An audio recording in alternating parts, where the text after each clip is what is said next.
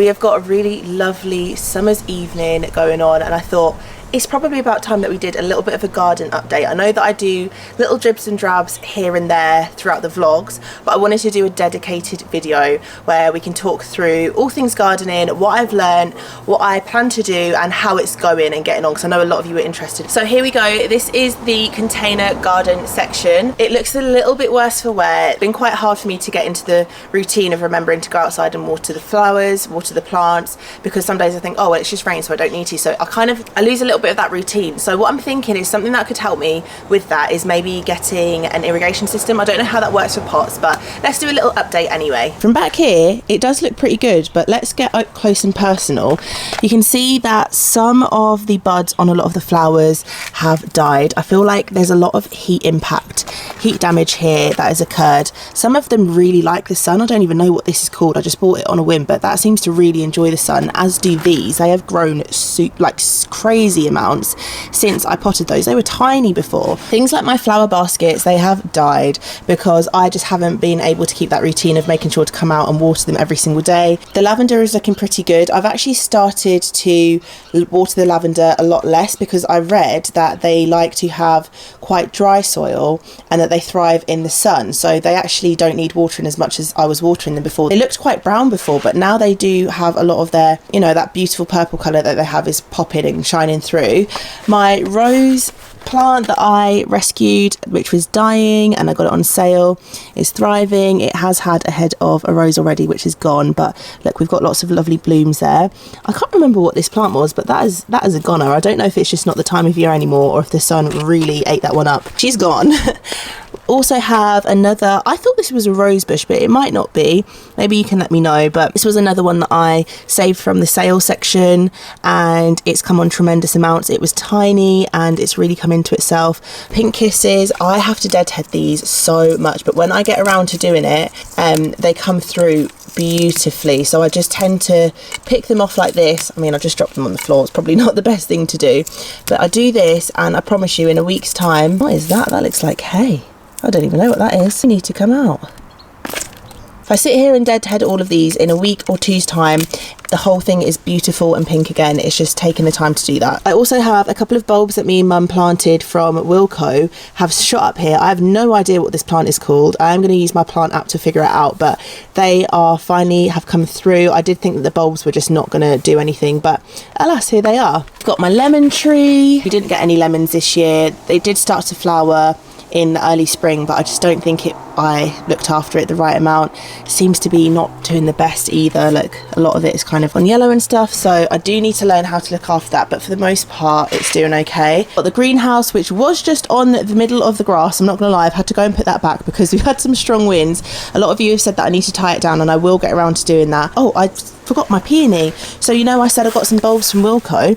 Well, I actually also got a peony and I put it in here and I thought, that's a goner. I planted it with Mum 2 months ago and nothing happened, and then all last week I was looking and this happened. Look at that. And I took a picture of it with my plant app and it says it's a peony, so I'm really happy with that. The rest of the garden is looking like so. Obviously we had all of our trees chopped down in about February, March time.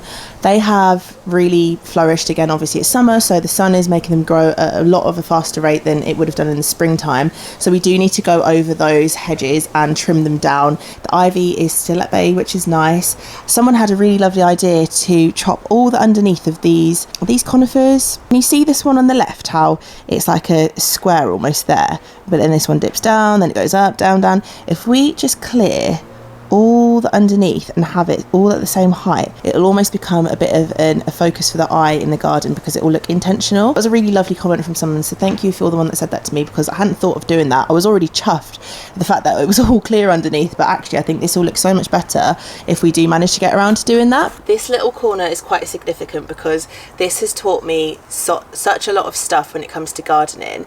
I just thought you put all of your flowers in the sun and you water them every single day and they'll all be happy.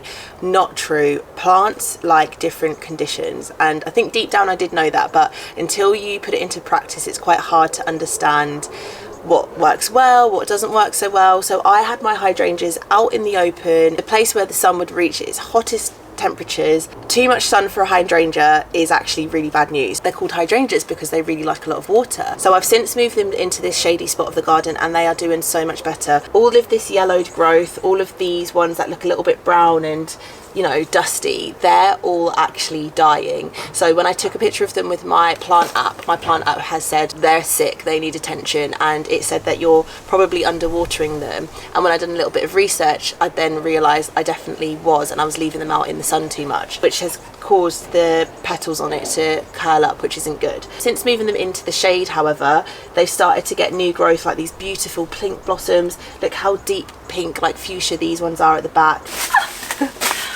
Olive trees, stark, huge difference between this guy, who I hope he will survive. He's still green. I've just scratched him. I've just scratched his trunk. So little tip for you, if you want to know if your plant is dead, scratch the trunk, and if it's green underneath, it's still good to go. So he'll probably just need pruning at the right time of the year. However, I don't know why this one survived, and this one is the bushiest I've ever seen it before. So it's weird. They both lived in the same conditions. I pruned them probably twice this year, and I think that's the reason why this one especially has gotten so bushy. It even has growth at the bottom, which is great.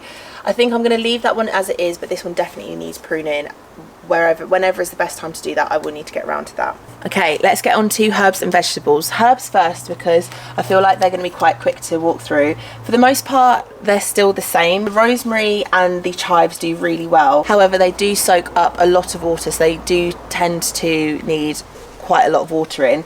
Basil apparently likes to sit in water.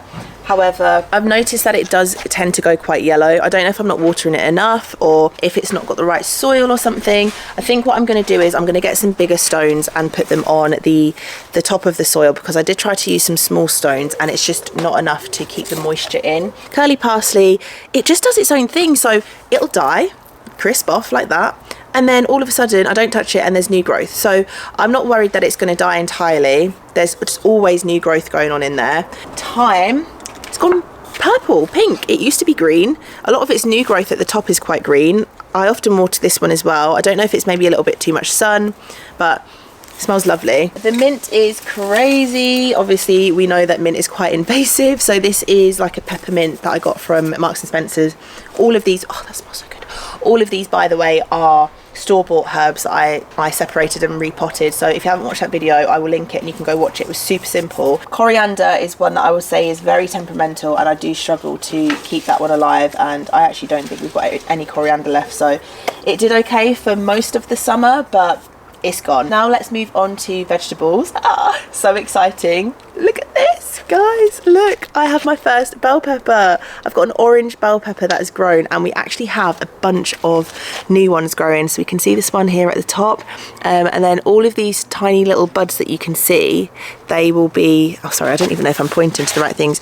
All of these tiny little buds that you can see, they will be new bell peppers, and this one is doing pretty well. We also have a red sweet pepper, or bell pepper. I'm calling it bell pepper, but it says sweet pepper, and we've got some growth on this too. And then for our chili pepper plant, we don't have anything growing in terms of like little flowers or buds that I can see, but one thing that I have noticed is that there's a lot of growth happening at the bottom of the plant. So at the top, it's kind of just like, it's getting tall. I probably should have cut it in half so that it got wider rather than just really tall, but at the bottom there seems to be a lot of growth on the stems. We have had a couple of strawberries off of this over the summer, but I'm not sure about this plant. It just seems to have these like really big extra leaves. I don't know if I should maybe chop them off. Is it a bit like a tomato plant where you chop off the suckers? Are these suckers? Do we need to get rid of them to encourage growth in the rest of the plant? How does it work? I want it to get wider rather than just super long, and like it only has 2 branches that it can grow from. I want it to get like wider and bigger. My friend has a strawberry plant that her mum bought her, and it's super like shallow but wide, and she's got so many strawberries growing on it. So I don't know what to do about that. Very exciting little corner. Look at our mini cucumber. I don't know why it's got a fat bottom, but I don't care. It's so cute. Look at it go. It's doing so well. Will it grow in there? Do I need to repot it? Am I limiting it? I need to know these things. Oh, I need to support the plant with a stake. Oh no. And feed at each watering once fruits have started to swell. fruits have started to swell. I need to stake this up and I need to start adding some feed so that I can get the best from it, I guess. And then on the side here we have another tomato plant, and I can see that the flowers are starting to come through, which is hilarious. This was actually attached to this pot when I bought it. This is why I picked this one up in the shop, because I was like, I've got a free tomato plant there. I need to separate it and repot it. No doubt their roots are intertwined, but it smells so much like a tomato plant. Courgette. We don't have any fruit just yet, although I see some more little things at the bottom. These have all gone crispy and dry. Is that my fault? Did I not water them enough?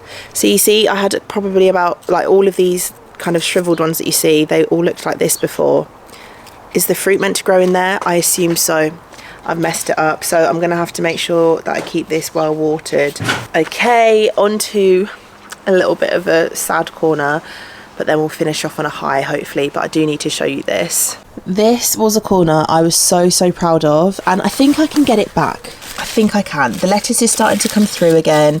It just needs a little bit of tidying. I need to kind of like clip off all of these dead pieces. Hopefully by the time we're back from holiday, lots of new growth will have come through. But yeah, I just need to do a little bit of tidying of the box as such. This bit I am actually really gutted about. So this is my pea section, and I can tell that a lot of the peas have just gone way past the point. I should have picked them a long time ago. Fruit looks good inside, to be fair. Look at that. Gorgeous. Wow, to be fair, they're stunning.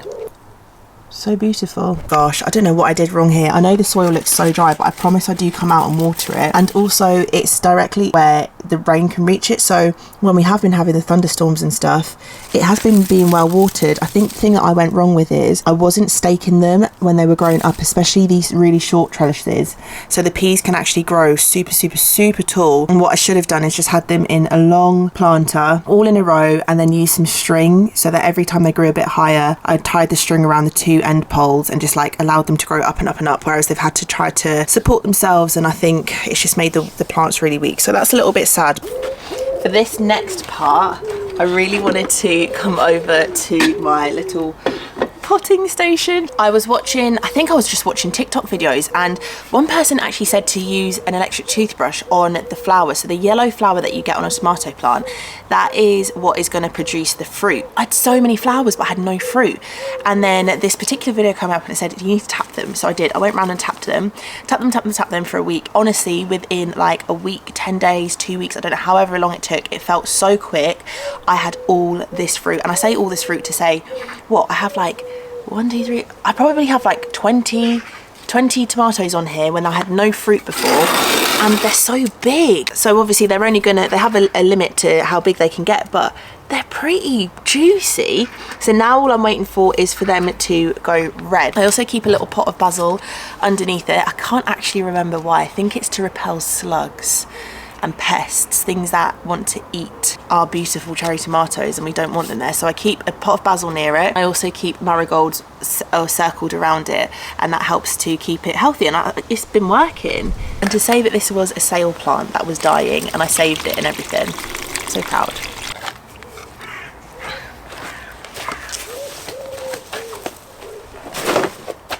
Potatoes, let's do it. This is the moment I've been waiting for 2 months. I actually have in my calendar, my Google calendar, the date that I planted the potatoes. I wanted to make sure that I took them out at the exact right time. It's been a couple of weeks since they've all fallen over, and I don't know if that's just a lack of sunlight, but it does look like they've started to yellow. There might be small flowers starting to develop, but it's been 2 months. I might be jumping the gun here, but we'll live and we'll learn, we'll see. Let's just start pulling and see what happens. Oh, look! Oh, there's tiny potatoes attached. Oh my god, there's tiny potatoes attached. Oh my god, I can't believe there's actually so many. There's actually so many. Look, there's even tiny little bits of growth that are coming through. That's the chitted potato. And they were pretty big potatoes, so it's not like they're meant to be baby potatoes or new potatoes. What do? Oh, I should probably put it back, shouldn't I? It doesn't look like they're ready to come out. Guys, I don't know what to do. I feel like we're jumping the gun if we pull them out too early. But then also, maybe they're limited to the amount of room in there because we put way too many potatoes in. Someone told me that I should have only put 2 in that whole grow bag. My mum told me to throw like all 10 of them in. So what if they only grow that small? They're growing though. I'm actually going to put them back in place. I'm going to leave them, water them really well, and I'm going to Google what to do tonight. So there's a little bit of an anticlimax. I expected to pull out the potatoes and have like a bunch of potatoes to harvest, but I don't know what to do. Okay, we're going to put them back. I've made a decision. We're putting them back. Back you go.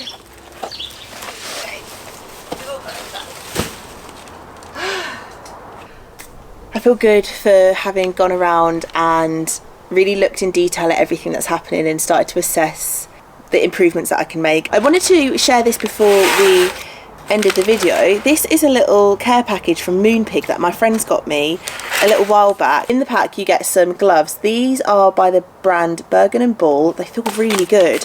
I was actually going to use them just now to do the potatoes, but then I thought, no, you know what, I'm going to keep these as my nice gardening gloves. I am my mum.